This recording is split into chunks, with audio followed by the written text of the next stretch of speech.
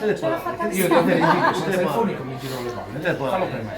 Fallo per me. Matteo. No, ehi, senza Mi fai con la mica. cazza. Matteo. Fidati di me. Allora, non ti...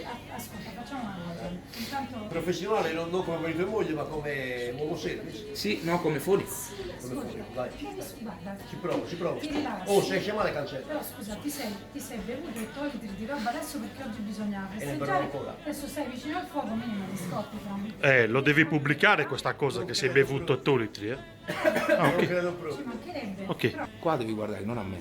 io lo sapevo, era lui che non lo sapeva. Testa diretta.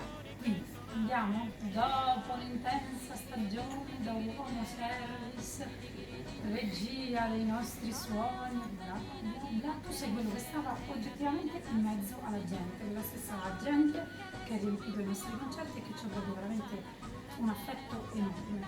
Quindi noi tutti a nostro modo abbiamo cercato di ringraziarli per tutto questo affetto, per la loro presenza, per la loro pazienza. Io penso che lo debba fare anche tu adesso. Quindi, siccome sei uno a cui mi piace parlare tantissimo, guarda, puoi anche solo fare un nostro fonico.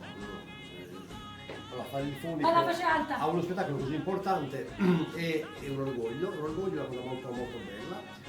Mi ritengo fortunato, perché comunque sono fortunato. La mia fortuna è uno di fare i suoni, perché comunque è una responsabilità, quello che si sente fuori dipende da me, quindi le critiche me le prendo io e anche gli elogi quando ci sono. Mi ritengo fortunato perché comunque devo amplificare in un gruppo di musicisti veramente eccezionali, molto bravi, che si portano sul palco strumenti buoni ed esperienza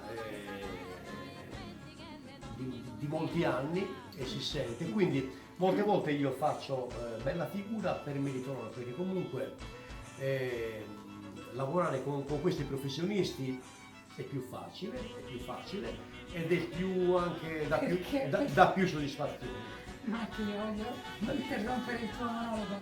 Neanche tutti bravi tranne la cantante. Ho parlato prima di spettacolo. Per spettacolo intendo che è coordinato, Le cantanti. creato e cantato dalla cantante. Le cantanti. Era sottinteso. Non sono importanti, i musicisti sono importanti. Vai, posso. Allora, il Saluta il cantante. pubblico. Saluta il pubblico. Perché Ciao. io e Laura con te ci arrangiamo nel 2019. Ciao amici.